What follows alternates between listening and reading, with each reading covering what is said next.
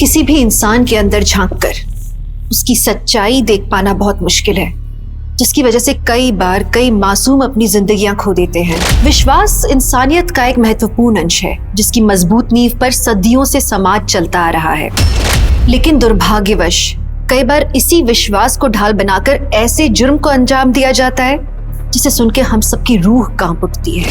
नमस्कार, मैं दिव्यांका त्रिपाठी दहिया आप सबका स्वागत करती हूँ क्राइम पेट्रोल सतर्क विमेन अगेंस्ट क्राइम की आज के एपिसोड में।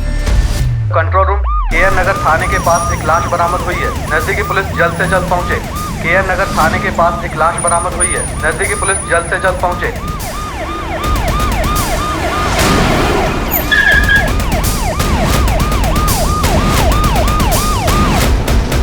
हटिए।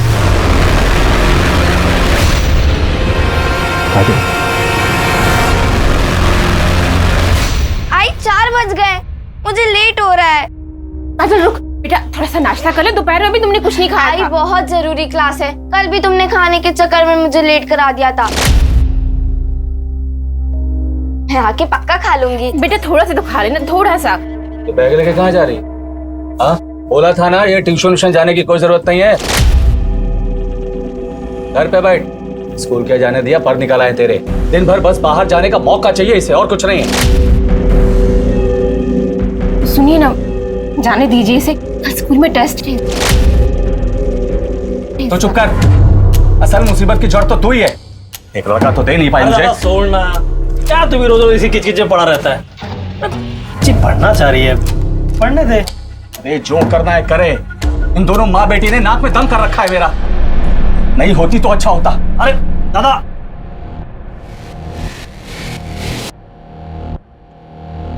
काजल बेटा, तुझे ट्यूशन जाना है ना? जा।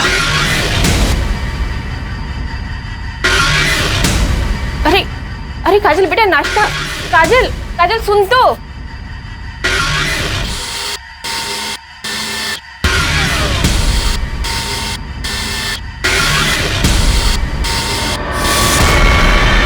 काजल बेटा, बेटा आराम से जाना। हाँ बाय। आई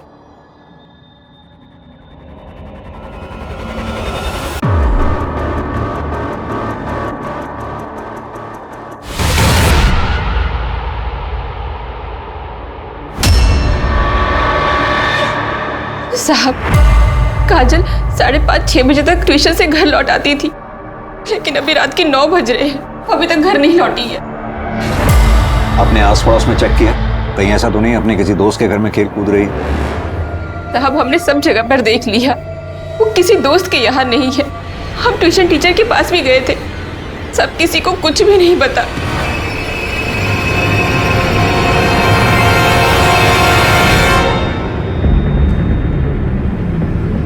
आप लोगों की किसी से कोई दुश्मनी या झगड़ा वगैरह?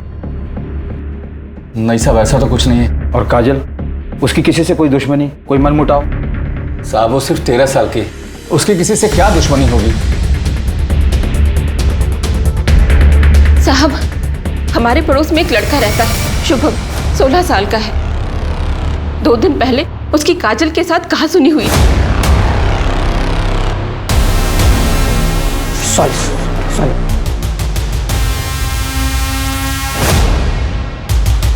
अरे ये क्या काजल, दिमाग खराब है तेरा? और तूने जो किया, मेरा पूरा होमवर्क खराब हो गया। देख, मैंने तुझे जानबूझकर नहीं भिगाया। अरे पत्थर में पैर पड़ा और इसलिए तेरे पे पानी आ गया। आई एम सॉरी शुभम, मेरा सारा होमवर्क खराब हो गया, इसलिए मुझे तुम पे गुस्सा आ गया। इतने महंगे कपड़े, जूते सब खराब कर दिए। बेवकूफ लड़की, तेरे पापा तो इतने महंगे कपड़े खरीद नहीं सकते ना, इसलिए तूने ये सब कुछ जानबूझकर किया है। और तुम तो 3 साल से एक ही क्लास में हो, इतने बड़े हो गए हो और अभी भी मेरी ही क्लास में हो।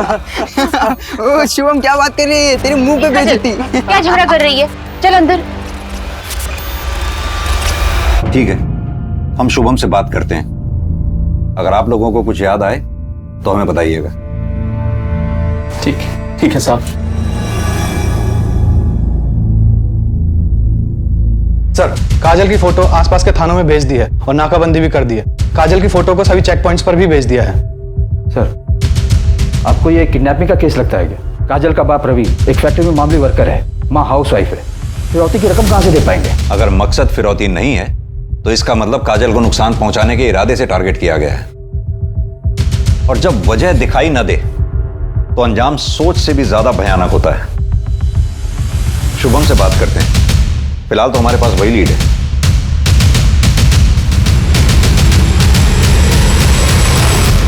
नहीं नहीं सर, हमारी लड़ाई हुई थी, मगर इसका मतलब ये थोड़ी ना है कि मैं उसको नुकसान पहुंचाऊंगा। काजल को आज ट्यूशन में देखा था?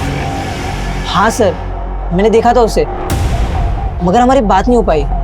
वो क्लास छूट के निकल गई थी।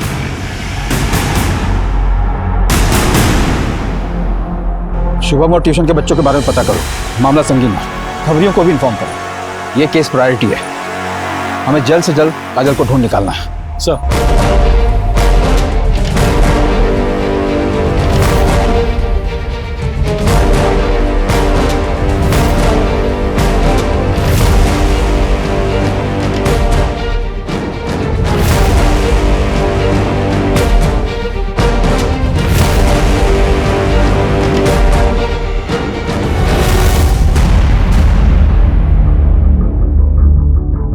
3 दिन बीत गए यादव, हमारे हाथ अभी तक कुछ नहीं लगा।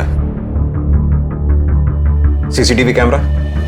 सर, ट्यूशन से लेकर घर तक के सारे रास्ते चेक किए, कहीं कोई सीसीटीवी कैमरा नहीं मिला।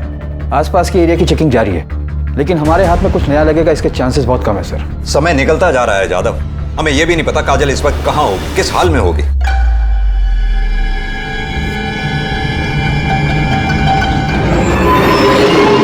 कोई लीड नहीं है हमारे पास। साहब, एक लीड है, एकदम सॉलिड वाली है। 6 महीने पहले काजल की कॉलोनी में एक कांड हुआ था, जिसकी वजह काजल थी। कैसा कांड?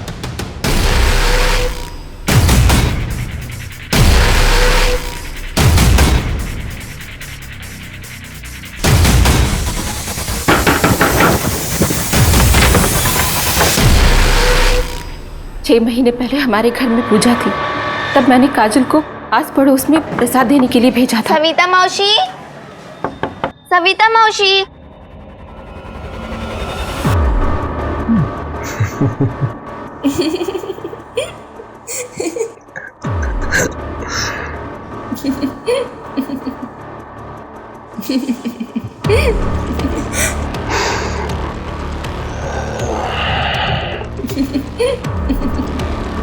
तेरी कसम आई, मैं सच में ताक झाक नहीं कर रही थी। मुझे सच में नहीं पता था कि सविता मौसी वो, लेकिन आई तो ये बात धीरज काका को भी बताएगी। बिल्कुल बताएगी, दोस्त है मेरा धीरज।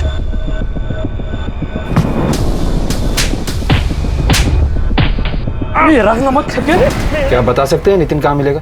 सुना है आजकल वो जानीपुर में रहता है, चंदू के पास उसका पूरा एड्रेस जरूर होगा।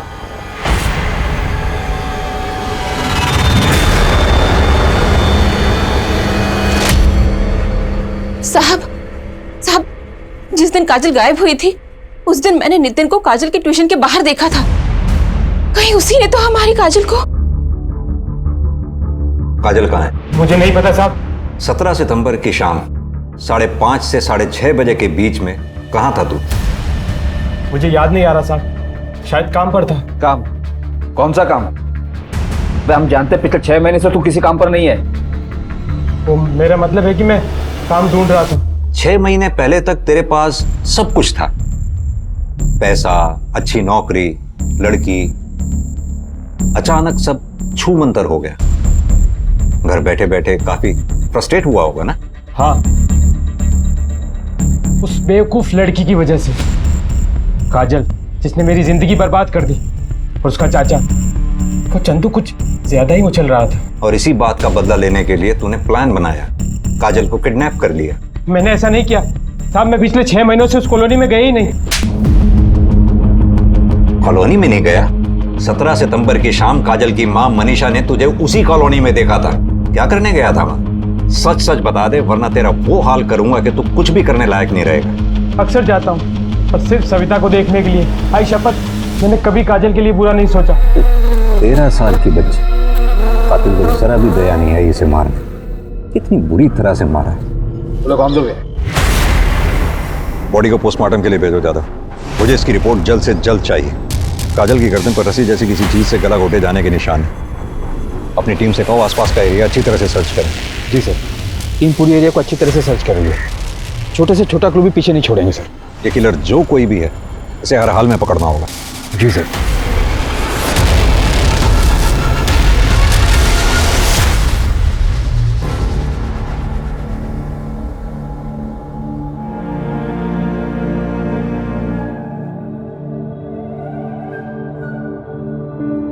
हाँ बेटा पीहू, पहुंच गए घर?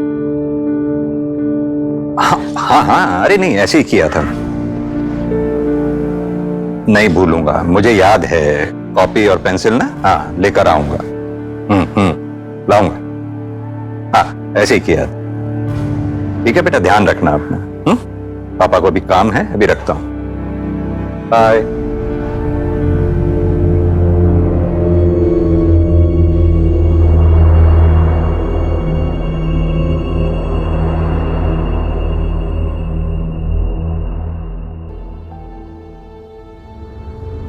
गौरी, अब हमारा अपना घर होगा। अब डाउन पेमेंट कितना होगा? 1.5 लाख। 1.5 लाख? हम थोड़े टाइम बाद घर ले लेंगे, तब तक हम थोड़े पैसे भी जमा कर लेंगे। तो हमसे 1.5 लाख रुपए हम कहाँ से लाएंगे? गौरी, जब हमारा अपना घर होगा और घर के बाहर गौरी निवास लिखा होगा ना, तो सब अच्छा हो जाएगा। जिंदगी का क्या भरोसा है, क्या पता कल तुम या मैं जिंदा रहे ना रहे, कुछ हो जाए तो सपना सपना ही रह जाएगा। बोल।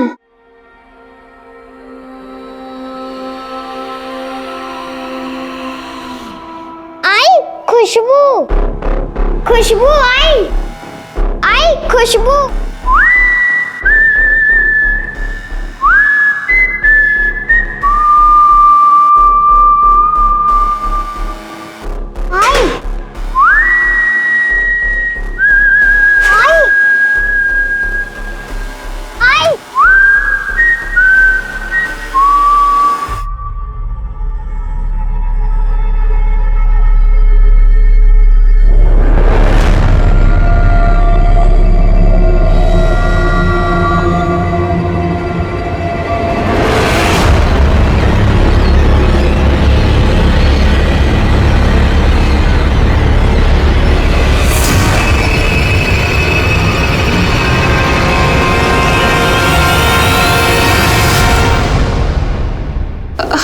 हम यहाँ क्यों आए हैं?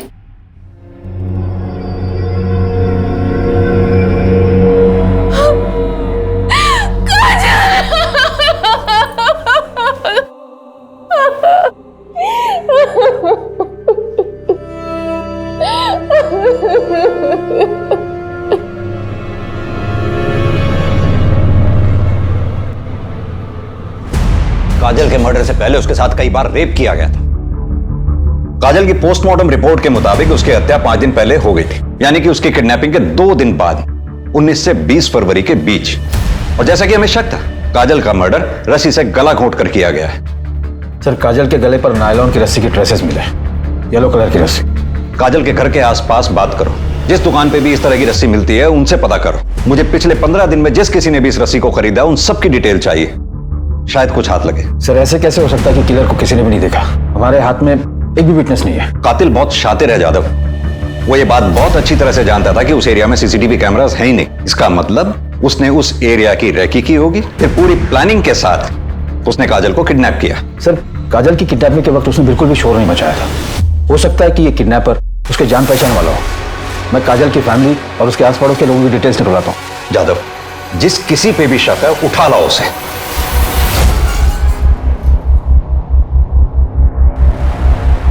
पुलिस हर उस इंसान के बारे में पता लगा रही थी जो किसी भी तरह से काजल से जुड़े हुए थे, लेकिन उनकी नजरों से दूर, सोच से परे एक और अपराध अपनी जड़ें बिछा रहा था। एक और मासूम का शिकार होने वाला था। पापा! लेकिन पुलिस को इसके बारे में दूर दूर तक कोई अंदेशा नहीं था।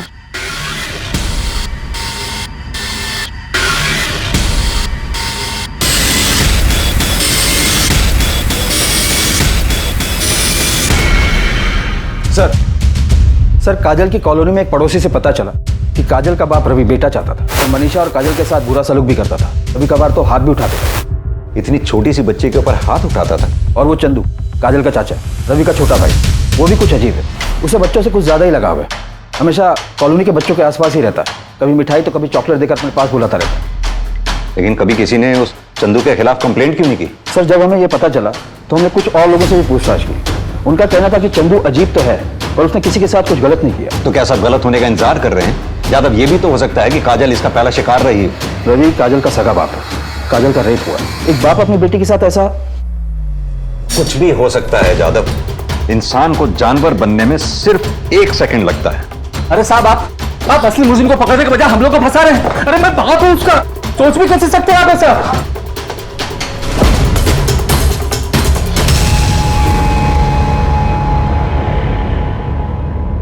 हाँ साहब, ये सच है। मेरे पति को बेटा चाहिए था। काजल स्कूल जाए इसके लिए वो मान गए थे, लेकिन काजल का ट्यूशन जाना उन्हें बिल्कुल पसंद नहीं था। उनका मानना था कि अगर काजल को इतनी आज़ादी देंगे तो वो बेलगाम हो जाएगी। लेकिन साहब, मैं जानती हूँ मेरी बच्ची ऐसी नहीं थी, वो तो सिर्फ पढ़ना चाहती थी। मनीषा जी, 17 सितंबर जिस दिन काजल गायब हुई, क्या उस दिन भी आपके घर में कुछ झगड़ा हुआ था? मेरा मतलब, आपके पति रवि ने काजल से कुछ कहा था? हाँ, मैं चिल्लाया था, बोला था ना ये ट्यूशन जाने की कोई जरूरत नहीं है। बस इसके बाद तंग आकर मैं घर से बाहर निकल आया था। कहाँ गए थे और कितने बजे लौटे? वो शाम 6 साढ़े 6 बजे के करीब घर लौट आए थे। यानी कि आपका मतलब है जिस समय काजल गायब हुई आपके पति घर पे नहीं थे। पर इससे ये कैसे साबित होता है कि मैंने ही अपनी बेटी को मार डाला? आपको लगता है कि मैं इतना गिरा हुआ हूं? वो मेरी बेटी थी, बेटी, सिर्फ 13 साल की मासूम बच्ची, और मैंने उसे हमेशा के लिए खो दिया। सर, मेरे पति में लाख बुराई सही, लेकिन वो अपनी बच्ची के साथ ऐसा कुछ नहीं कर सकते। हमें पता चला है कि चंदू का बच्चों के प्रति कुछ अजीब सा लगाव है। क्या कभी चंदू ने काजल को अजीब तरह से छूने की कोशिश की? मुझे नहीं लगता साहब। अगर मुझे ऐसा कुछ लगता तो मैं उसे अपनी बच्ची के आसपास भटकने तक नहीं देती। सच बोल रहा हूँ। साले कमीने, बच्चों की अश्लील वीडियो देखता है?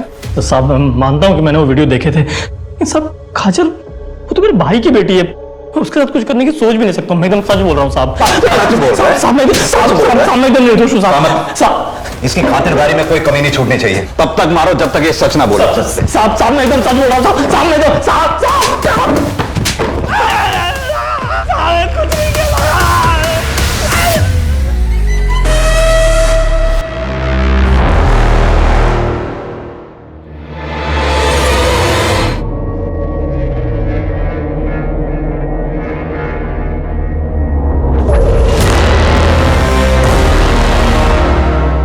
बाबा, आप आ गए? तुम्हारा बायोलॉजी का टेस्ट था ना, कैसा गया? ठीक था बाबा।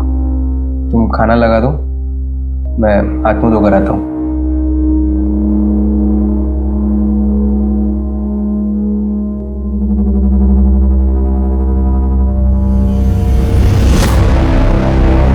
बाबा, 11 महीने हो गए, क्या आई कभी वापस नहीं आएगी?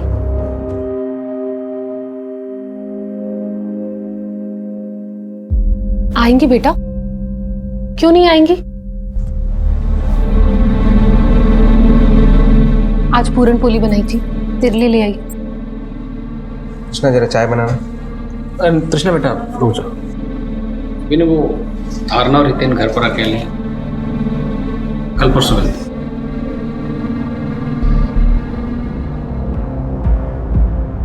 मुझे लगता है ये विनय को ना गौरी को भूलकर अब आगे बढ़ जाना चाहिए। ऐसा क्यों बोल रहे हैं आप? अगर गौरी को लौट कर आना होता तो इन 11 महीनों में लौट आती, तो पुलिस ने भी उसको ढूंढना बंद कर दिया। मतलब पुलिस भी जानती है कि वो अपने मन से भाग कर गई है। तेरी इस गौरी ने मुझ पर भी डोरे डालने की कोशिश की थी, शुक्र मना कि मैं उसके काबू नहीं आया।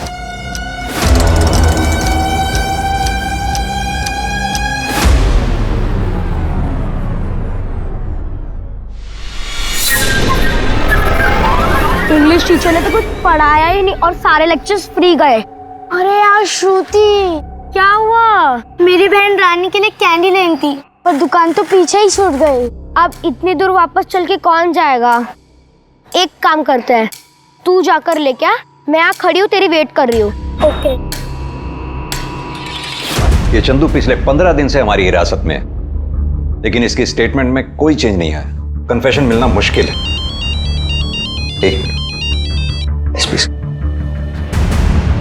जी सर, जय हिंद सर। एक और बच्ची?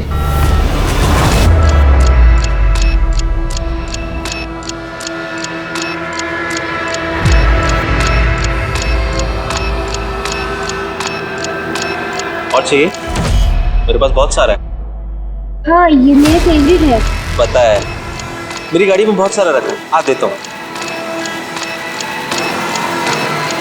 एक और बच्ची किडनैप हुई, इसका नाम श्रुति है, टीलागंज एरिया से।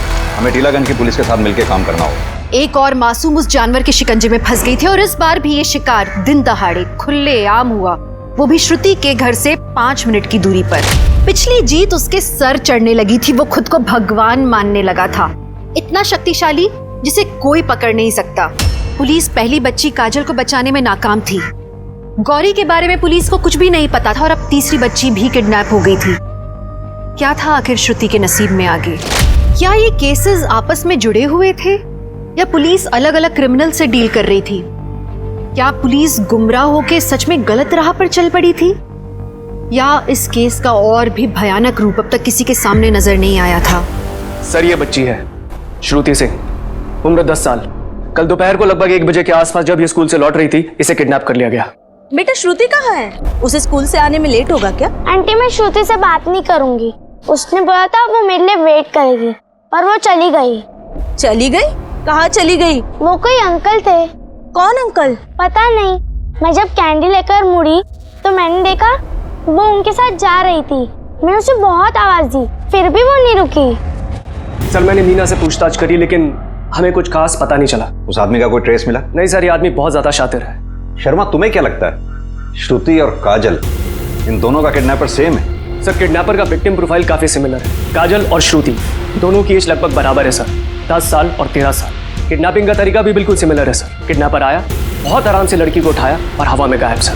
किसी ने कुछ नहीं देखा, किसी के पास कोई एविडेंस नहीं है, कोई सीसीटीवी फुटेज नहीं है और बाद में इन दोनों की फैमिलीज को कोई रैंसम की कॉल भी नहीं आई। सिमिलरिटीज तो है पर हमें इतनी जल्दी कंक्लूजन पर नहीं आना चाहिए। कहीं हम एक ही आदमी को ढूंढते रहे और किलर विक्टिम का कोई अपना ही है। एक काम करते हैं, केस को इन्वेस्टिगेट करते हैं, देखते हैं क्या निकलता है।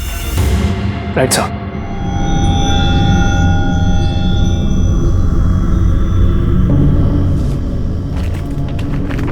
रुकिए।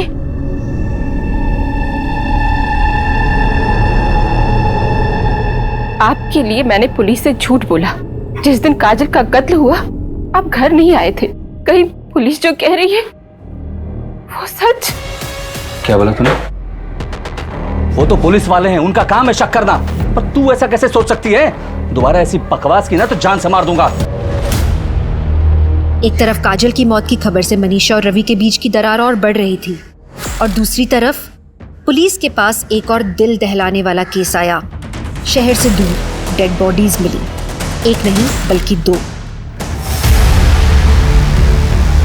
किलर का लगता है, फॉरेंसिक के लिए भेजो इसे। सर। हाँ सनी। श्रुति के कॉलोनी में काफी पूछताछ की, एक इन्फॉर्मेशन हाथ लगी है। क्या इन्फॉर्मेशन? श्रुति के पड़ोस में एक कपल रहता है, मंजू और किशन पाटिल नाम का।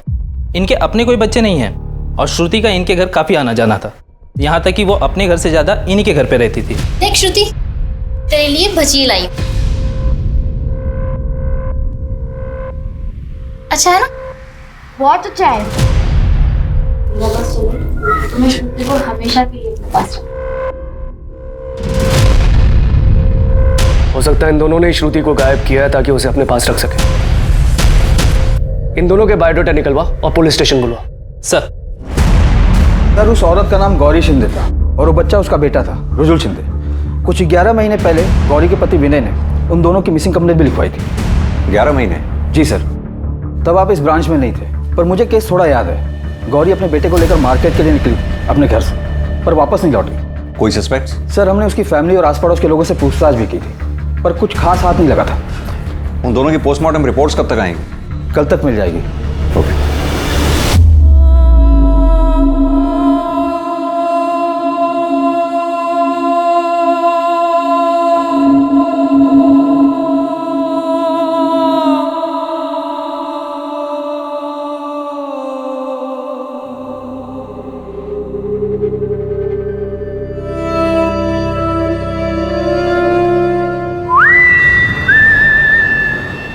सर, मंजू और किशन पाटिल के घर पे ताला लगा हुआ है। पड़ोसी ने बताया कि वो लोग यहाँ से 9 अक्टूबर की रात को ही चले गए थे। बोला कि कुछ फैमिली इमरजेंसी है। 9 अक्टूबर मतलब श्रुति के गायब होने से ठीक एक दिन पहले। परफेक्ट सेटअप है। क्या पता ये फैमिली इमरजेंसी सिर्फ एक बहाना था, असल में वो लोग कहीं कहीं आसपास रुके थे और मौका पाते ही श्रुति को लेकर भाग निकले। हो सकता है सर, क्योंकि किसी को नहीं पता कि कहाँ गए हैं और उनका फ़ोन भी बंद आ रहा है। इन दोनों के मोबाइल नंबर ट्रैकिंग पे डालो और जैसे फ़ोन स्विच ऑन हो मुझे बताना। सर अब मैंने बहुत सोचा, ऐसे किसी आदमी को नहीं जानता जो मेरे गौरी और रुजुल के साथ ऐसा कुछ कर सके। मुझे तो अभी तक समझ में नहीं आ रहा है कि कोई उनके साथ ऐसा जानवरों जैसा सुलूक क्यों कर। कोई ऐसा शख्स जिससे तुम्हारी दुश्मनी रही हो या फिर गौरी के साथ किसी का झगड़ा हुआ हो? ऐसा कुछ नहीं हुआ था सर। उस दिन भी गौरी ऐसे ही मार्केट गई। विनय, मैं मार्केट जा रही हूँ। अच्छा, मार्केट जाते जाते बैंक हो आना, वो किस्त जमा करने की तारीख पता करनी है ना। लेकिन बैंक तो दूसरी तरफ है, मैं तो बस यहाँ मार्केट तक जा रही हूँ। एक काम करती हूँ, मैं बैंक कल चली जाऊंगी। कोई बात नहीं, चलो बाय बाय बोलो पापा को। वो आखिरी बार था जब मैंने उन दोनों को देखा था। सर, ये तो आपको पहले भी बताया था। आप फोन पे भी पूछ सकते। वैसे आपको कातिल के बारे में कुछ पता चला? मेरा मतलब, आपको शक है किसी? हमें जैसे कुछ पता चलेगा विनय, हम आपको बता देंगे। सर, गौरी और रुजुल की पोस्टमार्टम रिपोर्ट आ गई है। मर्डर 5 दिन पहले हुआ, रस्सी से गला घोटकर, अराउंड 5 से 6 अक्टूबर के बीच। रिपोर्ट के मुताबिक गौरी की बॉडी पे काफी असॉल्ट मार्क्स। सर, मैंने गौरी के पति विनय और उसके बहनोई शंकर से भी बात की। विनय तो शोक में था, पर उसका बहनोई शंकर मुझे कुछ गड़बड़ लगा। एक काम करो, उस्मान से कह के शंकर का काला चिट्ठा निकलवाओ और मुझे अपडेट देते रहना। जी सर। हाँ शर्मा, बोलो। क्या?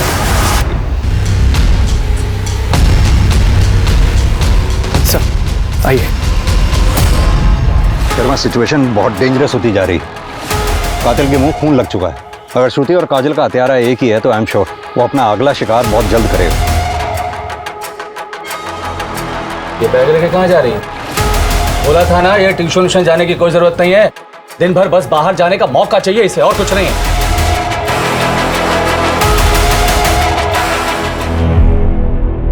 साहब, अभी आपने मेरे को इधर क्यों बुलाया? मुझे पता चला कि तू गौरी को बहुत ज्यादा ही पसंद करता था। उसके दोस्त ने बताया कि उसकी शादी से पहले तू उस पर डोरे भी डालता था, लेकिन उसकी मौत की खबर सुनकर ज्यादा दुखी नहीं हुआ तू। उसकी ना बर्दाश्त नहीं कर पाया, इसलिए उसे जान से मार डाला, है ना? अरे साहब, कुछ भी बोल रहे हैं आप। ठीक है, गौरी मुझे पसंद थी, सुंदर थी, मेरा दिल आ गया था उस पर। पर साहब, मैंने कभी उसके साथ कोई जबरदस्ती नहीं की। इसलिए क्योंकि तू उसकी बहन का पति है? नहीं साहब, इसलिए क्योंकि मुझे कभी गौरी के साथ जबरदस्ती करने की जरूरत ही नहीं पड़ी। साहब, अभी वो इस दुनिया में नहीं है, पर आपको एक बात बोलूं, वो जितनी भोली दिखती थी ना, उतनी थी नहीं। मुझे भी देर हो रही है, मैं भी चलती हूँ। अरे कहाँ हो? अच्छा ठीक है, चली जाना। मैंने तेरी मनपसंद पूरन पोली बनाई है, मैं अभी डब्बे में पैक करके तुझे देती हूँ। ताई, अरे रुकना 2 मिनट, 2 मिनट। चिकन भी ले गया।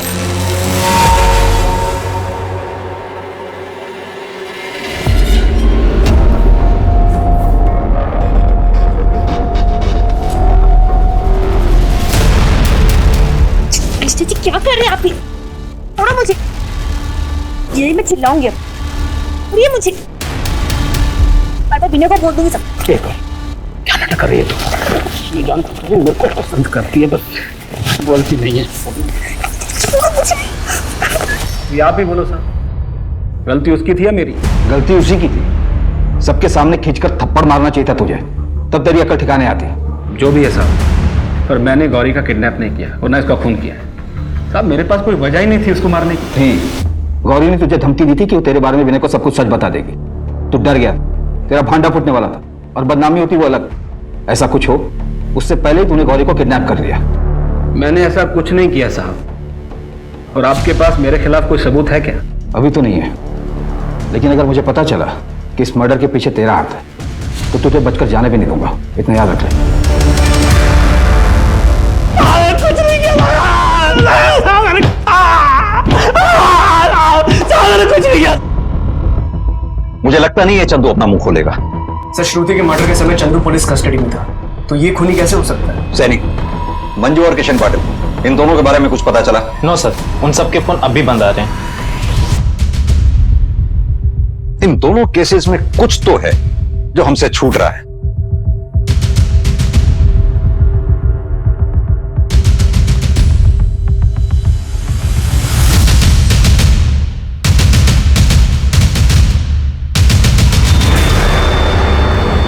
यादव, दोनों क्राइम स्पॉट्स जहां से हमें श्रुति और काजल की डेड बॉडीज मिली हैं, उसके आसपास का एरिया दोबारा से सर्च करा। लेकिन सर, सर्च क्या करना है? पान मसाला के रैपर्स, इन दोनों के क्राइम स्पॉट्स के आसपास जितने भी पान मसाला और के रैपर्स मिलते हैं वो सब मुझे चाहिए, जल्द से जल्द।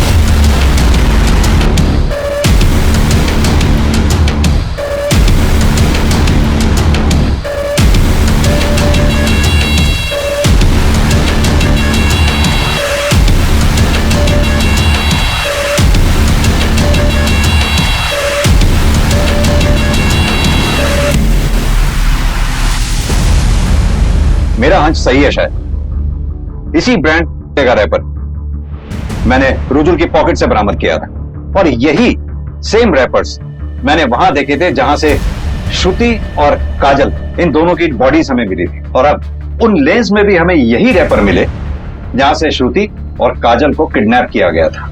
लेकिन सर, ये तो बहुत ही कॉमन ब्रांड है। मुझे नहीं लगता कि ये तीनों केसेस आपस में कनेक्टेड है। नहीं जादव, मुझे स्ट्रांगली लग रहा है, क्योंकि रुजुल और गौरी को जहां से किडनैप किया गया था वहीं पीछे एक दरगाह है। जाहिर सी बात है, दरगाह के आसपास इत्र की दुकानें होती हैं। श्रुति की बॉडी पे से मुझे एक इत्र की स्मेल आ रही थी। हालांकि उस समय मैं उस बात को कनेक्ट नहीं कर पाया, लेकिन अब मेरी समझ में आ रहा है, हो सकता है कि वो इत्र अपना किलर इस्तेमाल करता हो। सर, ये तो ब्लाइंड गेम है। आई नो ज्यादा, लेकिन अभी फिलहाल हमारे पास यही एक थ्योरी है और इसी थ्योरी को लेकर हमें आगे बढ़ना होगा। चारों की हत्या नायलॉन की रस्सी से गला घोंट कर की गई, और ये चारों किडनैप होने के बाद जैसे हवा में गायब हो गए। श्रुति, काजल और गौरी को बार बार रेप किया गया। सर, विक्टिम प्रोफाइल डिफरेंट है। श्रुति और काजल माइनर्स है, पर गौरी ग्रोन अप है।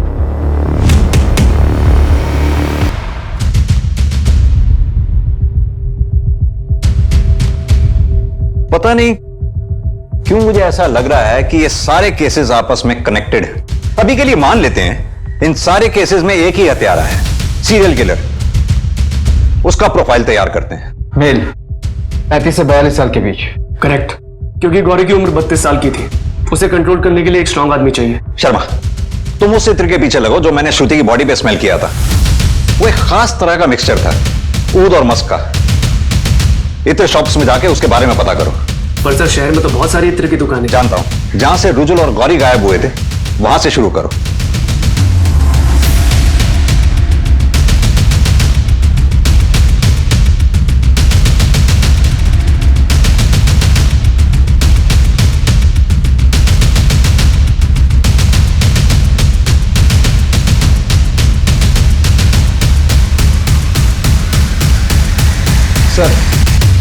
सर, मैंने तीनों विक्टिम काजल, श्रुति और गौरी के घर के आसपास के सभी पान की दुकानों पर पूछताछ की, पर प्रॉब्लम वही की वही है। ये ब्रांड काफी कॉमन है। इतने बड़े भीड़ में अपने किलर को ढूंढ पाना ऑलमोस्ट इम्पॉसिबल है। इस सीसीटीवी फुटेज में भी कई लोग पान मसाला खाते हुए दिख रहे हैं, लेकिन कुछ भी क्लियर नहीं है। सर, निशाना लग गया। इत्र की दुकान का पता चल गया। ऊद और मस्क का मिक्सचर है साहब।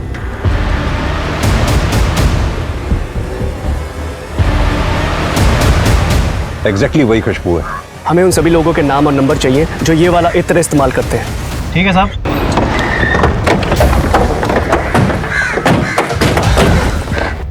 सर, ये वाला है। अभिनव वर्मा जी बताइए। आप एलएनसी बैंक की टीलागंज वाली ब्रांच में काम करते हैं? जी, मैं वहाँ पे ब्रांच मैनेजर। केएन नगर के पास एक दरगाह है जहाँ एक इत्र की दुकान है। क्या अक्सर आप वहाँ से इत्र खरीदा करते हैं? हाँ सर, वो तो बहुत पुरानी दुकान है, मैं हमेशा वहीं से खरीदता हूँ। इस घर में आप अकेले रहते हैं? नहीं, मैं मेरी माँ के साथ रहता हूँ। एक्चुअली उनकी तबीयत खराब है, इसलिए वो मेरी बहन के पास रहने गई हैं। मिस्टर वर्मा, क्या आप बता सकते हैं कि 17 सितंबर की शाम आप 5:30 से 6:30 बजे के दौरान कहाँ थे? बैंक में ही रहा होऊंगा सर। नॉर्मली सुबह 9 बजे से लेकर रात के 8 बजे तक मैं बैंक में ही होता हूँ। आप चाहे तो लॉगबुक चेक कर सकते हैं। और 10 अक्टूबर की दोपहर 1 बजे से 2 बजे के बीच में आप कहाँ रहे होंगे? प्रॉब्लम क्या हो गई? आप लोग इतने सवाल क्यों पूछ रहे हैं मुझसे? दरअसल एक मर्डर के केस की इन्वेस्टिगेशन कर रहे हैं। और आपको लगता है कि मैंने मर्डर किया है? एक्चुअली हमें एक लीड मिली थी जिसको फॉलो करते हुए हम यहाँ तक पहुँचे। एनीवेज, कोऑपरेट करने के लिए बहुत बहुत शुक्रिया। ऋषभ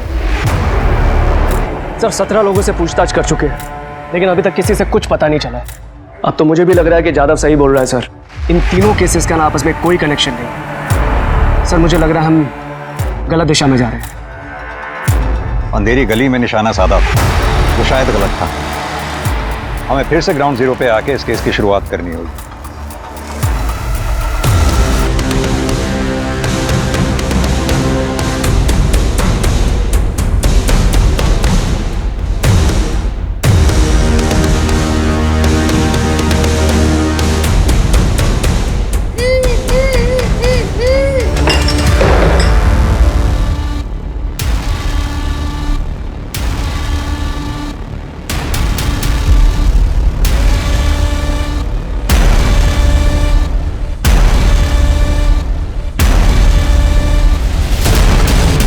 मैं आपको ही कॉल करने वाला था। आप बैंक जाके ना कुछ पेपर साइन कर लीजिए, लोन आपका ऑलमोस्ट पास है। पर हाँ, 5 बजे के पहले पहुंच जाइएगा, वरना इंटरेस्ट दुगना हो जाएगा। मैं अभी घर पे पेपर भूल आया हूँ, तो 5 मिनट में पेपर्स पिक करके बैंक चलते हैं। आइए मेरे साथ ही चल लीजिए ना।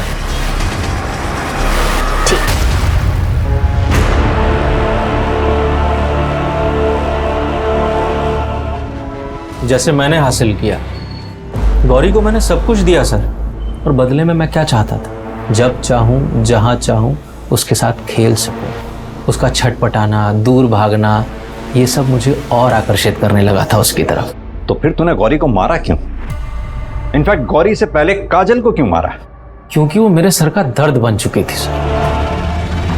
तूने गौरी को इतने टाइम तक जिंदा रखा, उसके बेटे का इतना ख्याल रखा, वो भी 11 महीने तक। फिर ऐसा क्या बदल गया जो तूने उन दोनों को मार डाला? क्योंकि सर मैं थक गया था। रुजुल का रोज रोज का रोना धोने से छुटकारा पाना चाहता था, और मेरे अंदर कुछ बंधा हुआ सा था जो मुझे उन्हें मारने से रोक रहा था। जब मैंने पहली बार काजल को मारा तो वो टूट गया। आप लोग क्या लेंगे, चाय? Excuse me. और उसकी वो पायल, पता नहीं क्या हुआ मुझे कि मैं उसके बाद उसे भूल ही नहीं पाया। कुछ अलग सा ही नशा था, ऐसा चढ़ा कि उतरने का नाम ही नहीं ले रहा था। सोते जागते, उठते बैठते, खाते पीते, हर समय मुझे वही दिखाई देती थी। मैं उसे हर हाल में हासिल करना चाहता था। काजल, श्रुति, प्रिया 10 से 12 साल की थी, बच्चियां ही क्यों? क्या है ना सर, इंसान रोज दाल चावल खा के चेंज तो चाहता ही है ना। मुझे अब बिरयानी खानी थी। बिरयानी खानी थी? बिरयानी खाएगा? बिरयानी खाएगा? दरअसल तू इंसान है ही नहीं, जानवर से भी बदतर है तू।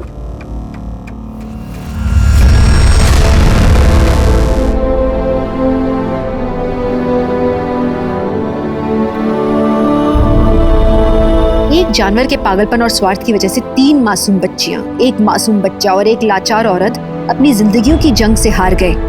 इन सभी के सामने इनकी आगे की पूरी जिंदगी पड़ी थी। किसी विक्टिम के पति और बच्चे थे, किसी के माँ बाप थे, एक परिवार था जिन्हें वो पीछे छोड़ गए। दुनिया में अभिनव जैसे कई दरिंदे हैं जो बिना पलक झपकाए बड़े से बड़ा अपराध कर जाते हैं, और इसीलिए जरूरी है कि हम अपनी आंखें खुली रखें, अपने आसपास हो रही गतिविधियों पर पूरी नजर रखें। किसी भी इंसान पर आसानी से विश्वास करने से पहले आप 2 बार सोचें। क्या और क्यों जैसे सवाल पूछने से नुकसान नहीं होता, बल्कि कुछ बुरा होने से आप रोक सकते हैं। साथ ही अपने बच्चों को समझाएं कि अगर कोई अनजान आदमी कुछ सामान देकर या कोई कहानी सुनाकर अपने साथ ले जाने की कोशिश करता है तो किसी भी हालत में उसके साथ न जाएं। और अगर कोई जोर जबरदस्ती करता है तो जोर जोर से जितना चिल्ला सकते हैं उतना चिल्लाएं। ये बातें हम सबको पता है, लेकिन जरूरी है कि हम अपने बच्चों के सामने इन बातों को दोहराते रहें ताकि ये बातें उनके जहन में उतर जाएं और उनके नेचुरल रिफ्लेक्स का हिस्सा बन जाएं।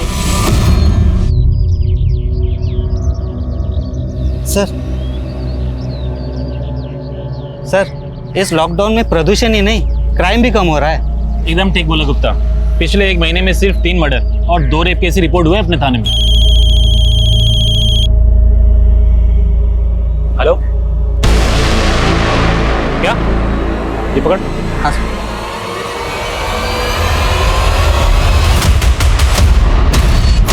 2020 एक ऐसा साल जिसने दुनिया भर में लोगों की आदतें, सोच और पूरी की पूरी जिंदगी को बदल के रख दिया।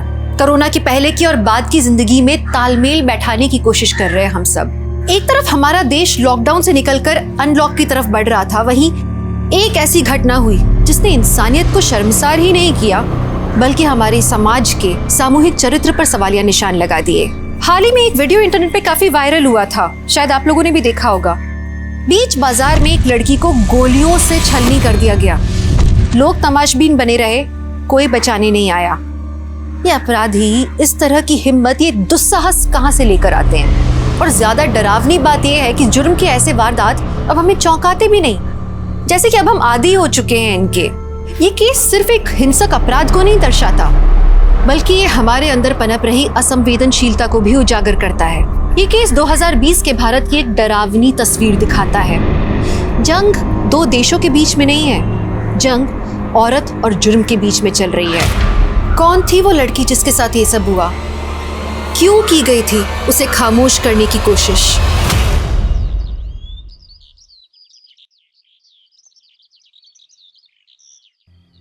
अंकुर की कहानी से हमें एक सबक मिलता है। बचपन से ही लड़कों को टफ बनाने की नसीहत दी जाती है। हम लोगों ने तो काम भी जेंडर में बांट दिए हैं। अब कोई लड़का कुकिंग या सिलाई में इंटरेस्टेड है तो है, काम का कोई जेंडर नहीं होता। एम आई राइट? अब मिलेंगे अगले ब्लॉग में एक ऐसी ही मोटिवेशनल कहानी के साथ। अंकिता, कॉलेज के लिए देर हो रही है बेटा, जल्दी करो। आई माँ। कैसी टीचर है ये? कॉलेज में बच्चों को पढ़ाती है पर खुद की सेहत का बिल्कुल भी ध्यान नहीं रखती है। अरे वाह मम्मी, आलू पराठा गरम है। अरे विमल, ये क्या कर रहा है? ये तेरी दीदी के लिए है, उसे कॉलेज जाने के लिए देर हो रही है बेटा। सब अंकिता दीदी के लिए, मुझे तो कोई पूछता ही नहीं है। पहले अंकिता की तरह मेहनत कर और अपनी पहचान बना, है ना? उसके बाद तुझे भी रिस्पेक्ट मिलेगी, हमसे ही नहीं बाकी सबसे भी। अरे पापा, क्यों प्रेशर डाल रहा है विमल पर? विमल, तेरे लिए बाद में बनाती हूँ, ले तू खा ले बेटा। अंकिता, सारे स्कूल और कॉलेज के लेक्चर ऑनलाइन चल रहे, तेरा कॉलेज ही अजीब है। अरे तू भी तो घर से ऑनलाइन क्लासेस कर सकती है ना? हैं? बेटा फिक्र होती है तेरी। पापा, फिक्र की कोई बात ही नहीं है। हम सारे गाइडलाइंस फॉलो कर रहे हैं। क्लास में सिर्फ 10 बच्चे ही अलाउड हैं और हम सोशल डिस्टेंसिंग भी अच्छे से मेंटेन कर रहे हैं। वैसे भी पापा, स्टूडेंट्स का लास्ट ईयर है ना, तो उनके करियर का सवाल है। सबकी फिक्र करती है, थोड़ी अपनी भी फिक्र किया कर। उसके लिए आप लोग हो ना।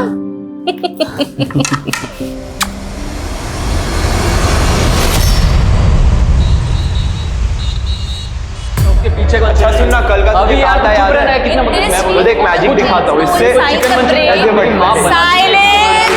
साइलेंस प्लीज, सब लोग पढ़ाई पे ध्यान दो। मैं कैसे पढ़ाऊंगी आप सबको इस तरह से? Please everyone. देखो मैडम को गुस्सा आ गया। गुस्सा नहीं, अभी तरस आ रहा है, वो भी तुम्हारे फ्यूचर पे। अब पढ़ाई पे ध्यान दो। ओए देखना कैसा है। ओह माय गॉड, फोटो पे थोड़ा सा काम करना है।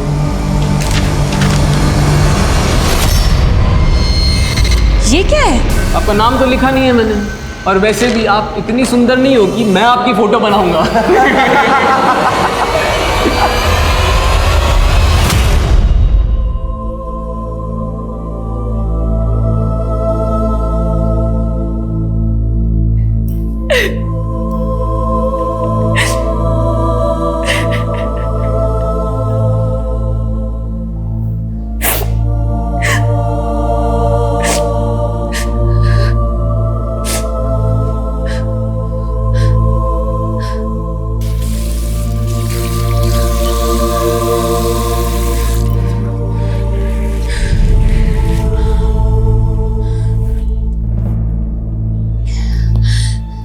अंकिता, बस तुम ऐसे हिम्मत नहीं हार सकती।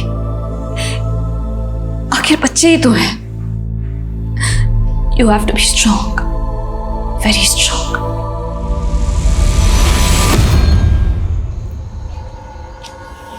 भैया भैया भैया, आप मेरे को मोती नगर तक छोड़ दोगे क्या? आगे तक? अरे भाई, तुम गलत रास्ते पे हो, मोती नगर उधर है। अरे भाई, गलत रास्ते पर तो तुम आ गए हो।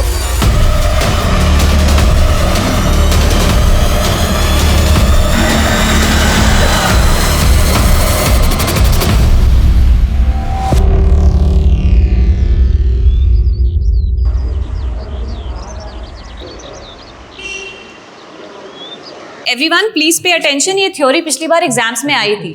सो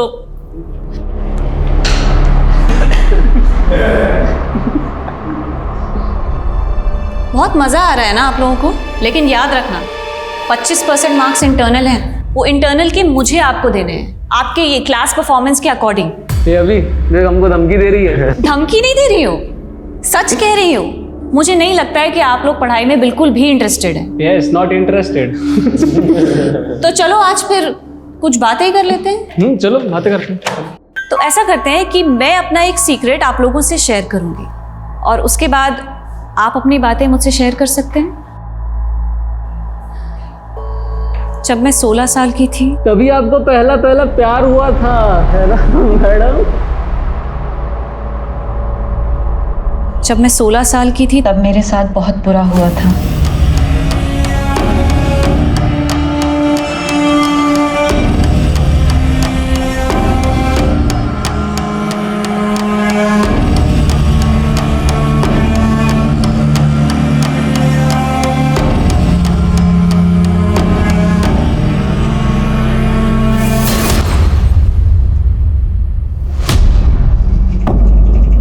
अंकिता, अंकिता मेरी बात तो सुनो, listen to me please. Ankita, कितनी बार सुनूं मैं तुम्हारी बात? जवाब भी तो दे चुकी हूँ, तुम समझ क्यों नहीं रहे हो? अंकिता मैं अपने भाई जैसा नहीं हूँ। वो तुम्हें देखने आया, पापा ने दहेज मांगा, गलत किया, लेकिन तुमने उनका जिस तरह से जवाब दिया, तुम्हारी उसी बहादुरी की वजह से मुझे तुमसे प्यार हो गया। लेकिन मैं तुमसे प्यार नहीं करती हूँ नवीन, तुम समझ क्यों नहीं रहे हो? और मैं तुमसे शादी नहीं करना चाहती हूँ। प्लीज मेरा पीछा मत करो, प्लीज। अंकिता मेरी बात,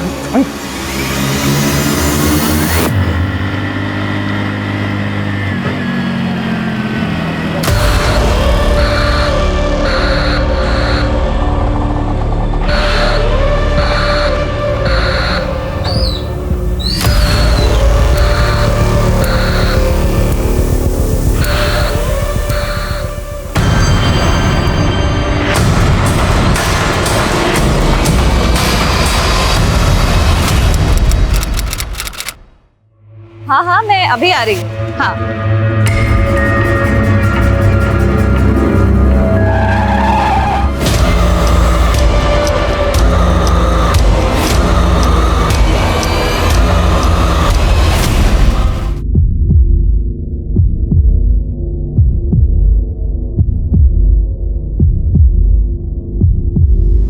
दिन दहाड़े पब्लिक प्लेस में एक लड़की पर गोलियां चलाई गई। गोलियां मारने वालों का मंसूबा साफ था, उन्हें उस लड़की को मारना था। एक के बाद एक उस पे गोलियां दागी गई। गोलियों की आवाज, लड़की की चीख, खून का वो मंजर कई लोगों ने देखा और वो बस देखते ही रहे और लड़की वहां सड़क पर पड़ी पड़ी तड़पती रही। किसी ने कुछ नहीं किया। अरे क्या हुआ, ये जिंदा भी है या नहीं? अरे क्या हो गया इसे? कोई मारकर चला गया।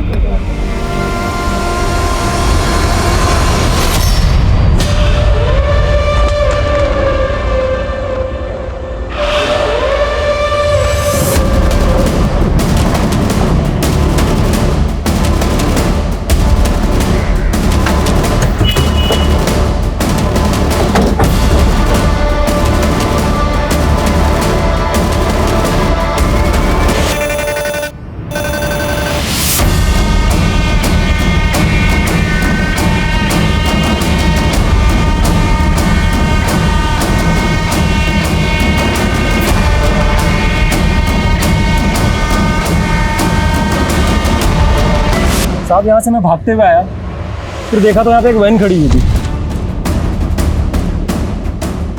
फिर साहब यहाँ पे लड़की की लाश पड़ी हुई थी साहब। और वैन का रंग?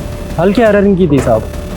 वो लड़की कौन थी, कुछ आइडिया? नहीं साहब, उसको तो मैं नहीं जानता। सर मैं लड़की की चीख सुनकर यहाँ भागकर आई, देखा तो 2 लड़के गाड़ी में बैठकर भाग गए। वहाँ देखा तो लड़की पड़ी थी। आप लड़की को जानते? नहीं सर मैं नहीं जानती।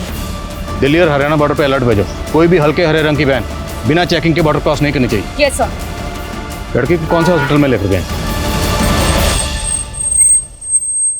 लड़की अभी कोमा में है, 5 गोलियां लगी थी। बच तो जाएगी ना? अभी ये कहना मुश्किल है। लड़की की सांस अभी तक चल रही है, ये एक मिरेकल ही है। ऑपरेशन करना पड़ेगा क्योंकि बहुत सारे इंटरनल ऑर्गन्स डैमेज्ड हैं। एक तस्वीर ले सकते हैं? हमें शिनाख्त के लिए ज़रूरत है। जी आइए।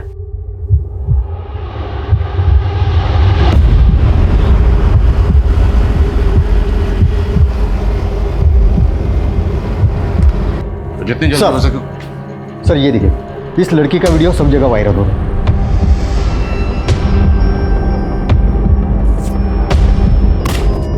एक बात होता है, ये लड़की को उठाने आए थे, लड़की ने मना किया होगा और गोली मार दी। सर लड़की जब वैन से निकली तब उसका पर्स और मोबाइल उसके पास नहीं था, वैन में ही रह गया। अगर होता तो पहचान करने में आसानी होती। अब आसान हो या मुश्किल, शिनाख्त तो करनी होगी ना। जी सर। ये तस्वीर उस एरिया में सब जगह सर्कुलेट करो। आई एम श्योर कोई ना कोई इस लड़की को जरूर पहचानता होगा। Yes sir. ये शूटआउट जो बीच सड़क में हुआ एक सीसीटीवी कैमरा में कैप्चर तो हुआ, लेकिन सही हाथों में पहुंचने की जगह ये क्लिप एक स्मार्टफोन से दूसरे स्मार्टफोन के चक्कर लगाती रही। शूटआउट में मची अफरा तफरी ने क्राइम सीन को कॉन्टामिनेट कर दिया था। अगर टाइम से पुलिस को वो सीसीटीवी फुटेज मिला होता तो शायद वो टाइम पर गुनहगारों को पकड़ पाते। पुलिस से भारी चूक हुई थी, लेकिन जिन्होंने ये वीडियो रिकॉर्ड किया और उसे वायरल किया उनकी भी कोई नैतिक जिम्मेदारी होनी चाहिए थी ना। शायद उन्हें तय करना चाहिए था कि ये वीडियो पहले उनके दोस्त के पास पहुंचना चाहिए या पहले पुलिस के पास पहुंचना चाहिए। यहाँ पे जो घटना हुई इसी सीसीटीवी फुटेज की है ना? नहीं मैम। झूठ बोलता है, वो वीडियो इसी सीसीटीवी फुटेज का है। एविडेंस है ये। पुलिस को देने के बजाय तूने उसे फॉरवर्ड कर दिया, एविडेंस को वायरल कर दिया है तूने। मैंने तो सिर्फ अपने दोस्त को शेयर किया था, मुझे नहीं पता ये आग की तरह कैसे फैल गया। ये वही लड़की है जिसको गोली मारी गई थी। अब इसका चेहरा देख और सच सच बता, जानता है इसे? हाँ मैडम, इन्हें रोज NRS कॉलेज की ओर जाते देखता हूँ। उस कॉलेज में स्टूडेंट है या टीचर ये नहीं पता। 190 रुपये बहन जी।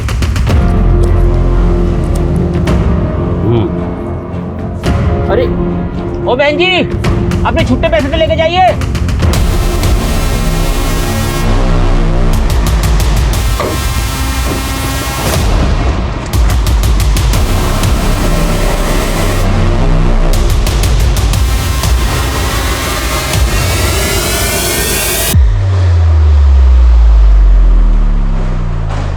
ये तो अंकिता है, असिस्टेंट प्रोफेसर है साइकोलॉजी डिपार्टमेंट में। वो ठीक तो है ना? सर हालत बहुत नाजुक है। We need to get in touch with her parents. आपके पास उसके पेरेंट्स का एड्रेस और कॉन्टैक्ट नंबर होगा, प्लीज दीजिए।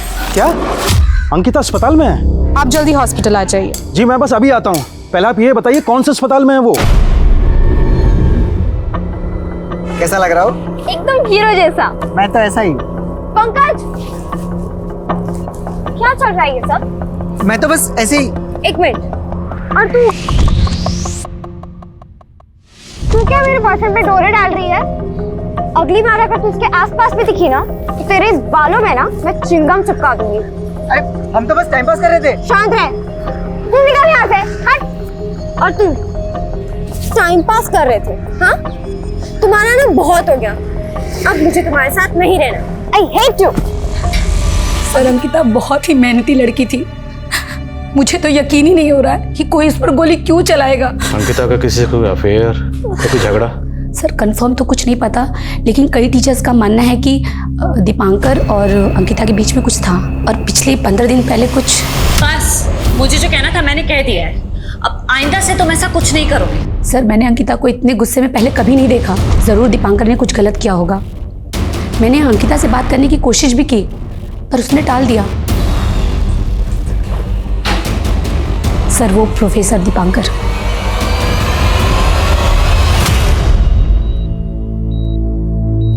सर अंकिता एक अच्छी प्रोफेसर है। शुरुआत में स्टूडेंट उसे काफ़ी तंग करते थे, लेकिन उसने उन्हें बहुत प्यार से समझाया। लेकिन मैं प्यार की नहीं, तकरार की बात कर रहा हूँ। वो तकरार जो आपके और अंकिता के बीच में था। ऐसी कोई भी तकरार नहीं थी, बस एक छोटी सी मिसअंडरस्टैंडिंग थी। क्या मिसअंडरस्टैंडिंग? वो मैं अंकिता को लेकर काफ़ी कंसर्न था। कुछ बदतमीज स्टूडेंट्स थे जो अभी भी बाज नहीं आ रहे थे। वो अंकिता को टीज करते थे। एक दिन मैंने उन्हें बहुत डांटा, स्ट्रिक्ट वार्निंग भी दी, लेकिन अंकिता उल्टा मुझ पर गुस्सा हो गई। मैंने मांगी थी क्या तुम्हारी हेल्प? नहीं ना, और मैंने कहा था ना कि मैं हैंडल कर लूंगी। लेकिन अंकिता, वो लड़के अपनी बाउंड्री क्रॉस कर रहे थे। अगर उन्हें रोकता नहीं ना तो उनकी हिम्मत और बढ़ जाती। दीपांकर, मैं कोई छोटी बच्ची नहीं हूँ। इनफैक्ट 16 साल की उम्र से अपने सारे प्रॉब्लम्स खुद सॉल्व कर रही हूँ मैं, और मुझे नहीं चाहिए तुम्हारी कोई भी हेल्प, प्लीज। लेकिन अंकिता, बस जितना मुझे कहना था मैंने कह दिया है, अब आइंदा से तुम ऐसा कुछ नहीं करो। बस सर, इसी बात को लेकर थोड़ी नाराजगी थी, बाकी हम दोनों के बीच में ऐसा कुछ भी नहीं है सर। अच्छा, स्टूडेंट्स को अंकिता से क्या प्रॉब्लम थी? सर शुरुआत में जब अंकिता यहाँ आई थी तो स्टूडेंट उसे सीरियसली नहीं लेते थे, उसे बहुत तंग करते थे। लेकिन अंकिता ने बहुत प्यार से सारी सिचुएशन को टैकल किया। जो उसे चिढ़ाते थे बाद में वही स्टूडेंट उसके फैन बन गए थे सर। तो 5 फैक्टर थ्योरी में किसी को कोई डाउट है क्या? No ma'am. एक्रोनिम याद रखना, ocean, ocean, O for openness, C for consciousness, okay? Yes. किसी को कोई doubt? No ma'am. Sir Ankita सबकी फेवरेट बन गई थी। इस प्रोफेसर की बातों पर मुझे बिल्कुल यकीन नहीं है। डिटेल्स निकलाओ इसकी। Okay sir. सर अंकिता से काफी प्रोफेसर्स जलते होंगे। एक तो 10-15 साल छोटी लड़की और स्टूडेंट्स के बीच में ज्यादा पॉपुलर और सैलरी भी उनके जितना कमा रही थी। सो दैट डजंट मीन कि कोई इसको गोली मार दे। सबकी डिटेल्स निकलाओ, पियान, लाइब्रेरी, क्लर्क, सबसे बात करो। Okay sir. सर अंकिता जिन लोगों के लेक्चर्स ले रही थी उन सब से भी बात कर रहे हैं, उन सबकी डिटेल्स निकलवाइए। और अंकिता के साथ जो दूसरी लड़की थी उसके बारे में जल्द से जल्द पता करो, वो इस केस की अहम कड़ी साबित हो सकती है। Okay sir. Sorry, please please Ankita.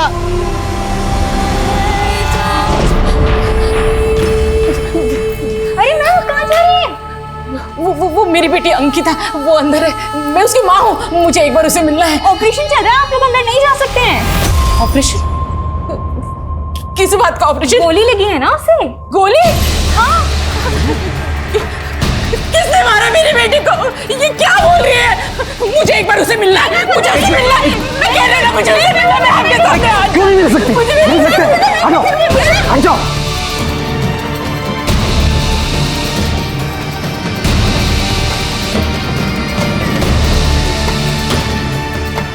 Gayatri, Gayatri, Gayatri, Gayatri.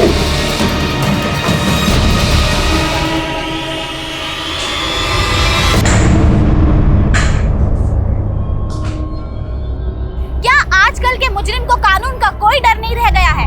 हमारे विश्वसनीय सूत्रों के अनुसार जो खबर आई है उसमें अभी जो लड़की मौत और जिंदगी के बीच में झूल रही है उसका नाम अंकिता सिंह है। अंकिता? दीदी सर, पूरी प्लानिंग की गई थी। नंबर प्लेट भी फेक लगाया हुआ था। असली नंबर के आखिरी 3 डिजिट 031 दिखाई दे रहे हैं सर। जितने भी गाड़ियों के लास्ट डिजिट 031 है, सबकी स्कैनिंग करो। 1 मिनट, गाड़ी की नंबर प्लेट के साथ छेड़खानी की गई है, तो हो सकता है 08 हो। जितनी भी गाड़ियों के लास्ट डिजिट 031, 831 है, सबकी स्कैनिंग करो। Okay sir.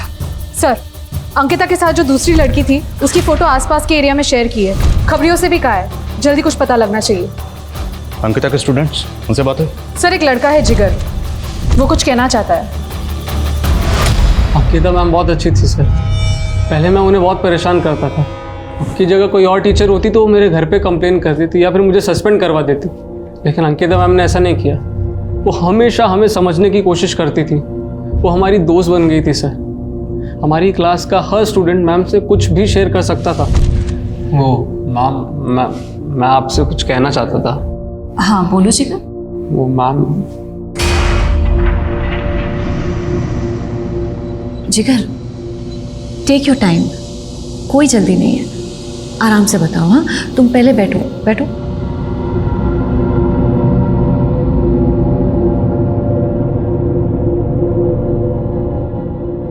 मैम जब मैं 7th स्टैंडर्ड में था ना, तो मुझे ना बोर्डिंग स्कूल भेजा गया था। वहाँ एक दिन ना मेरे जो सीनियर स्टूडेंट्स थे वो रात को मेरे कमरे में आ गए और फिर मेरे कपड़े फाड़ दिए। और जिगर तुम बहुत ब्रेव हो जिगर, बहुत ब्रेव हो। एक बात मानोगे मेरी? ये बात अपनी फैमिली से शेयर करो। अगर अपनी फैमिली से छुपाओगे ना तो अंदर ही अंदर घुटते रहोगे। You have to release yourself from the trauma. और मैं अकेला नहीं हूँ सर। आप मैम का ब्लॉग पढ़ेंगे तो आपको कई सारे स्टूडेंट्स की ऐसी स्टोरीज मिलेगी। मैम हमारे नाम बदलकर हमारी स्टोरीज अपने ब्लॉग पर शेयर करती थी ताकि दूसरे स्टूडेंट्स उसे पढ़ के मोटिवेट हो सकें और अपने अंदर के फियर से फाइट कर सकें। कौन सा ब्लॉग?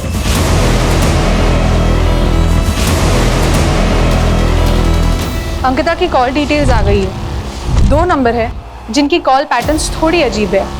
एक है पंकज त्यागी। इस नंबर पर पिछले 1 हफ्ते में अंकिता ने 11 बार कॉल किए हैं। और वो दूसरा नंबर? सर ये है, कोई नवीन है, लेकिन सर ये पंकज का एकदम ऑपोजिट केस है। पिछले एक हफ्ते में नवीन ने अंकिता को 41 बार कॉल किए हैं। और नवीन और अंकिता में कभी भी 2 मिनट से ज्यादा बात नहीं हुई। और इंटरेस्टिंग बात यह है कि अंकिता ने खुद कभी नवीन को फोन नहीं किया। अंकिता लगातार कॉल कर रही थी पंकज को। तो क्या ये कोई लव ट्रायंगल है?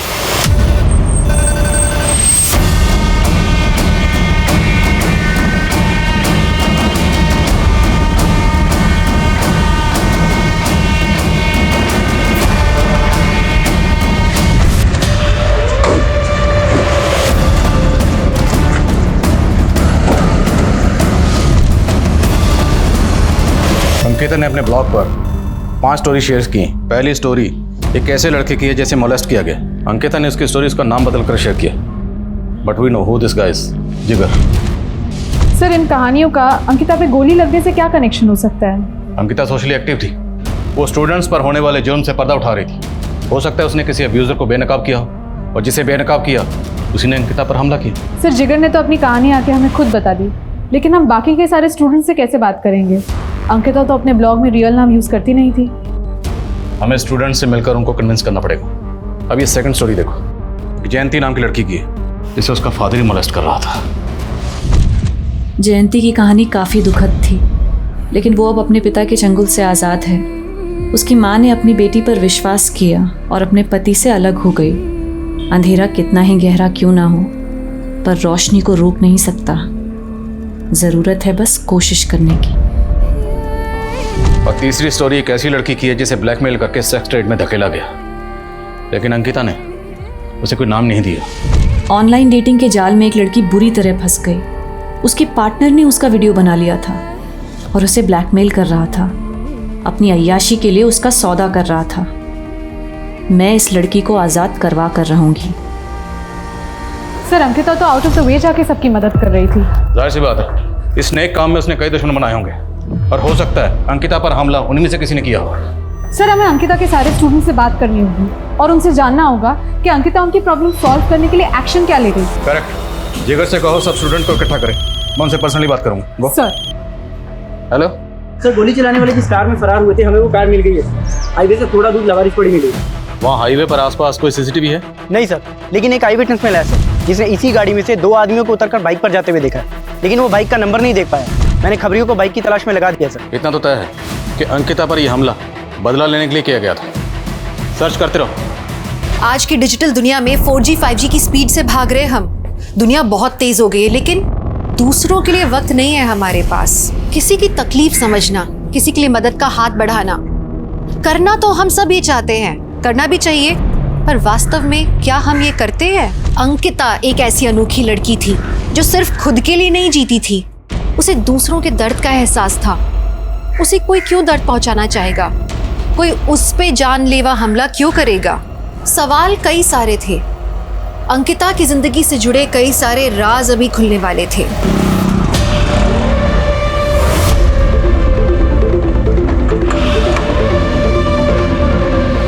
एक और पुलिस तहकीकात में जुटी थी, वहीं दूसरी तरफ डॉक्टर्स अंकिता की जान बचाने में लगे थे।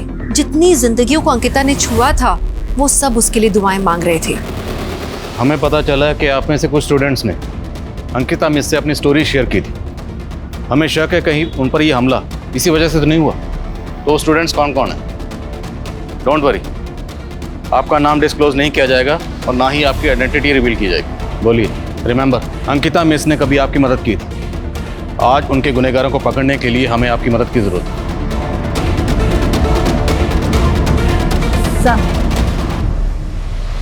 लड़के ने पेरेंट्स ने हॉस्पिटल में हंगामा खड़ा कर दिया है।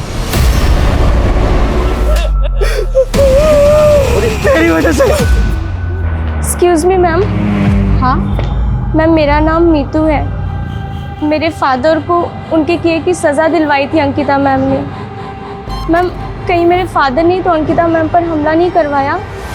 आई एम नॉट श्योर, पर जिसने भी करवाया है उसको उसके किए की सज़ा ज़रूर मिलनी चाहिए। आपको अपने बेटे पर शक क्यों? क्योंकि इसी की बेवकूफ़ी की सज़ा भुगत रही है हमारी अंकिता। आई एम सॉरी पापा, आई एम सॉरी। कमल, अंकिता पर हमला किसने किया था तुम जानते हो? जी, हम कॉलेज के दोस्त मिलकर ये सब करते थे। पैसों के लिए छोटी मोटी रॉबरी और बाइक लूटते थे। जब ये बात अंकिता दीदी को पता चली तो उन्होंने पुलिस में कंप्लेन कर दी। हम सब माइनर थे इसलिए जुवेनाइल होम भेजे गए। मैंने अंकिता दीदी से वादा किया था मैं ये काम दोबारा कभी नहीं करूँगा, मगर मोनू वो दीदी पर गुस्सा था और जुवेनाइल होम से भाग गया, कभी पकड़ा नहीं गया सर। तो ये हमला मोनू ने किया? हाँ सर, उसी ने किया होगा। कहाँ मिलेगा मोनू? पता नहीं सर, मोबाइल भी बंद करके बैठा है। लेकिन हमारा एक और दोस्त है गोलू, वो जानता होगा कि वो कहाँ पर है। गोलू का एड्रेस है? हाँ सर। एड्रेस है? बोलो। सर, अंकिता ने जिन जिन लोगों की मदद की थी सबने आकर अपनी डिटेल्स दे दी है, सिवाय वो बेनाम लड़की। वो अब तक सामने नहीं आई है जिसे अंकिता सेक्स ट्रेड से बचाना चाहती थी। तो फिर वो लड़की कौन हो सकती है?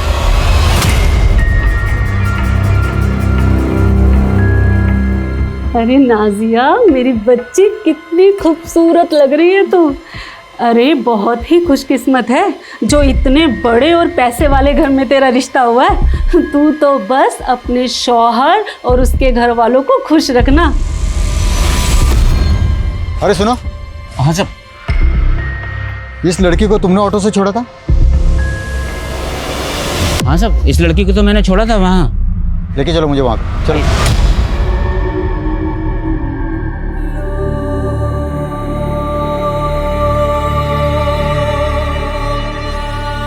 अंकिता, देख मैं तेरे लिए क्या लाया। फिर क्या है? खोल के तो देख।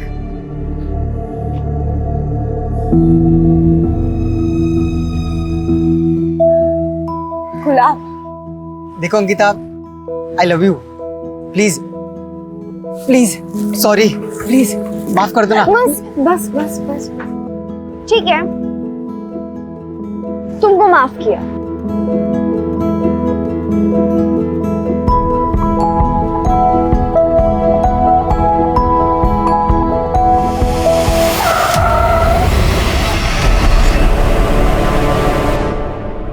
सर, मैं डर गई थी। क्या तुमने देखा कि गोलियां किसने चलाई?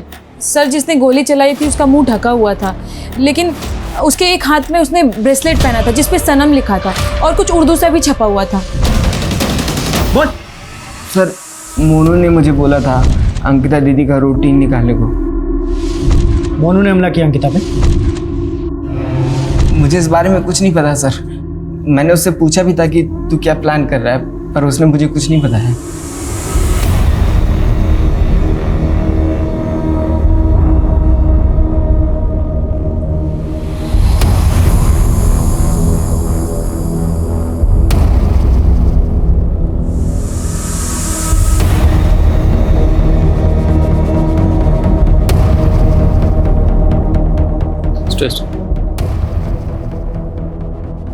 क्या बात है मीतू, क्या कुछ ऐसा है जो तुम हमें बताना चाहती हो?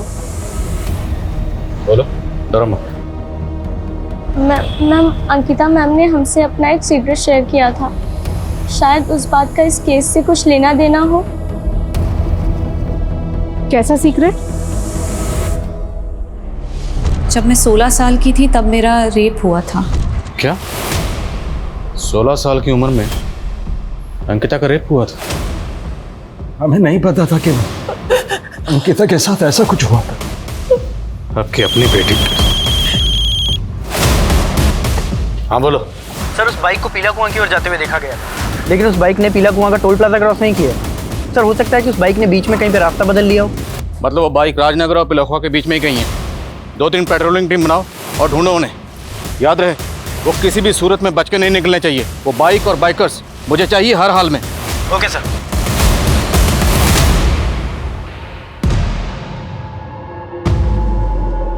कौन बोल रहा? सर, मैं वही गुमनाम लड़की हूँ जिसकी कहानी आपने अंकिता मैम के ब्लॉग पर पढ़ी थी। गोविंद नगर पुलिस स्टेशन में अंकिता मैम ने रिपोर्ट दर्ज करवाई थी मेरे लिए। आपको वहाँ से सारी डिटेल मिल जाएगी। आपको ब्लैकमेल कौन कर रहा था? वो कॉलेज का एक नेता था, वीरेंद्र प्रताप उर्फ अज्जू सिंह। मैं और कुछ नहीं कह सकती, पर आप अंकिता मैम के गुनहगार को जरूर सजा दिलवाइएगा। हेलो सर, जागृति ने गोली चलाने वाले की शक्ल तो नहीं देखी, पर यह कहा कि जिसने भी गोली चलाई थी उसके हाथ पर एक ब्रेसलेट था जिस पर सनम लिखा था और कुछ उर्दू में भी लिखा था। एक काम करो, इस खबर को मीडिया में लीक कर दो। लेकिन सर इससे तो क्रिमिनल अलर्ट हो जाएगा।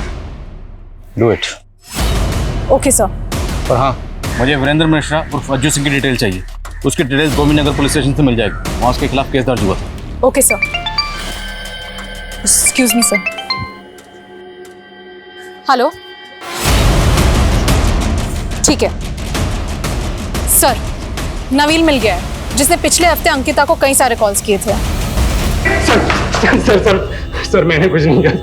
पिछले 1 हफ्ते में तुमने अंकिता को कई बार कॉल किया, क्यों?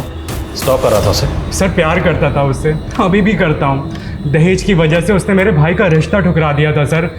उसकी यही बात सर मुझे बहुत अच्छी लगी थी, शादी करना चाहता था सर उससे, लेकिन वो हमेशा मेरे प्यार को ठुकराती रही सर। इसलिए तूने उस पर हमला किया, गोली चला दी? नहीं सर, मैंने कोई हमला नहीं किया। पंकज कौन है? विश्वसनीय सूत्रों से ये पता चला है कि अंकिता सिंह पे जिस लड़के ने गोली चलाई थी उसने हाथ में एक ब्रेसलेट पहना।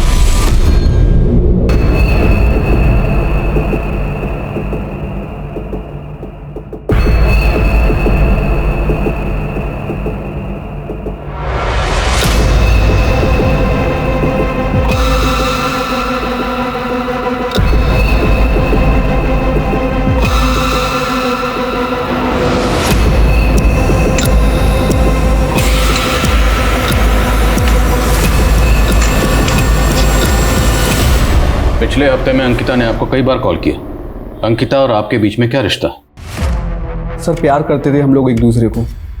तब हम सिर्फ 16 साल के थे, लेकिन जी जान से चाहते थे एक दूसरे को। सर हमारे प्यार को किसी की नज़र लग गई। उस हादसे के बाद हम दोनों अलग हो गए, लेकिन 2 हफ्ते पहले ही अंकिता ने मुझे सोशल मीडिया पर ढूंढ निकाला और हमने सालों बाद बात की। अंकिता चाहती थी कि हम मिलें, पर मैं नहीं चाहता था कि वो मुझे इस हाल में देखे। मैं जानता था कि अंकिता मुझे इस हाल में भी खुशी से अपना लेती, लेकिन मैं इतना खुदगर्ज नहीं हो सकता था। मैंने मिलने से इनकार कर दिया, लेकिन फिर भी वो मुझे फ़ोन करती थी। हेलो,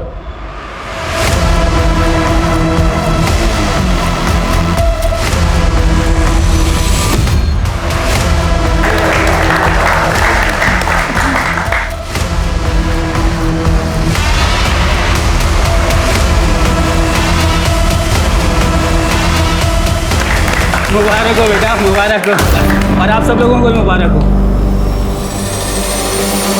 मंगनी के इस पाक मौके पर तुम लोगों का क्या काम? और क्या तुम जानते नहीं आज मेरे भतीजे की मंगनी हो रही है? चाचा जी दफा करना इन्हें। और तुम अंदर कैसे चले आए? किसने बुलाया तुम्हें? मैंने ही पुलिस को बुलाया है फारूक। नाजिया तुमने? मैं तुम जैसे इंसान से कभी मंगनी नहीं करूंगी।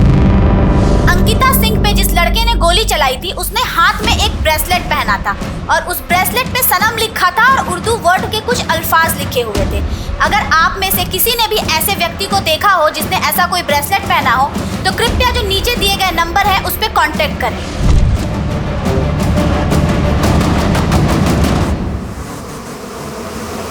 नाजिया हमने क्या किया है? नाटक बंद करो फारूक। लगता है मेरा तोहफा तुम्हें रास नहीं आया। पोल खोदी तुम्हारी इसी तोहफे में। ये वही ब्रेसलेट है जो मैंने इसे दी थी तोहफे में, और इस पे उर्दू में इसका नाम लिखवाया था, फारूक। और किसी की जान लेने की कोशिश करने के बाद यहाँ मुझसे मंगनी करने आए हो। कितने घटिया इंसान हो तुम। फारूक, मेरी बेटी किडनैप होने वाली बात को तो 8 साल हो चुके हैं। मैंने कभी सपने में भी नहीं सोचा था कि मेरा वो अतीत हमारी जिंदगी में फिर से कहर बनकर टूटेगा। अरे कोई है? मेरी बच्ची किडनैप हो गई है। कोई मेरी बात क्यों नहीं सुन रहा है? अरे कोई मेरी बात क्यों नहीं सुन रहा है यार? मेरी साहब कब आएंगे? आप मेरी रिपोर्ट लिख लीजिए ना, जब तक वो नहीं आते तो। मेरी बच्ची गुम हो गई है। अरे कोई मेरी बात क्यों नहीं सुन रहा है? कोई नहीं सुनेगा आपकी। अगर आपने हमारी नहीं सुनी तो। क्या बोल रहे हैं आप? दरअसल हमारे भतीजे फारूक से एक गलती हो गई है। उसका दिल आ गया है आपकी बच्ची पर, इसीलिए उसे उठा लिया। आप फिक्र मत कीजिए, बहुत जल्द सही सलामत आपकी बच्ची आपके पास पहुंच जाएगी। लेकिन अगर आपने पुलिस में कंप्लेंट की तो हमारे फारूक से ज़्यादा नुकसान आपका होगा। अंकल जी, अंकिता के बालिग होने का इंतज़ार कर रहा हूँ। 18 की होते ही उठा ले जाऊँगा। और देखिए, परेशान होने की कोई दिक्कत नहीं है, अब निकाह तो मुझसे ही होगा। अंकिता का नया नाम भी सोच लिया है, अंकिता उर्फ अरफा। हमारी बच्ची को उसे बचाने के लिए हमने मेरठ ही छोड़ दिया और गाजियाबाद आ गए। हमारी बच्ची को उस कमीने ने क्या हाल कर दिया है। कई बार कहा अंकिता से कि मुझसे निकाह कर ले, पर वो समझ ही नहीं रही थी। इतनी रिक्वेस्ट भी की पर कुछ काम नहीं आया। तो नाजिया से मंगनी कर रहा था, फिर अंकिता को क्यों मारा? नाजिया से मंगनी तो मैं परिवार के दबाव में कर रहा था। प्यार तो मैं अंकिता को ही करता था, और अपने पहले प्यार को भुलाना आसान नहीं होता। कैसे बर्दाश्त कर लेता कि मेरे होते हुए अंकिता किसी और की हो जाती?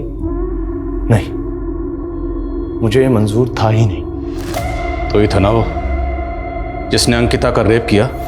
उसे शहर से बाहर भगा कर लेके हर जगह ढूंढता रहा मैं अपनी अंकिता को। 8 साल तक तड़पा, फिर एक दिन अंकिता सोशल मीडिया पर नजर आई। पहले से ज्यादा खूबसूरत हो गई थी मेरी अंकिता, और मैं पहुंच गया उसके पास। तुम जानवर हो, तुमसे शादी करने से अच्छा तो मैं मरना पसंद करूंगी। मेरे सब्र को मत आजमा अंकिता, 1 महीने की मोहलत देता हूँ, निकाह के लिए राजी हो जा, वरना अंजाम बहुत बुरा होगा। इतना समझाने की कोशिश की अंकिता को, पर वो मेरे प्यार को समझ ही नहीं रही थी। 1 महीने की मोहलत भी दी मैंने उसे कि निकाह के लिए राजी हो जा, और आज 1 महीना पूरा हुआ। मजबूर था मैं। अगर अंकिता के रहते निकाह कर लेता या मंगनी करता तो मेरे प्यार की हार होती। इसलिए मैंने एक कन का जुगाड़ किया और अपने आप को अंकिता के प्यार के बंधन से और अंकिता को उसकी जिंदगी से आजाद कर दिया।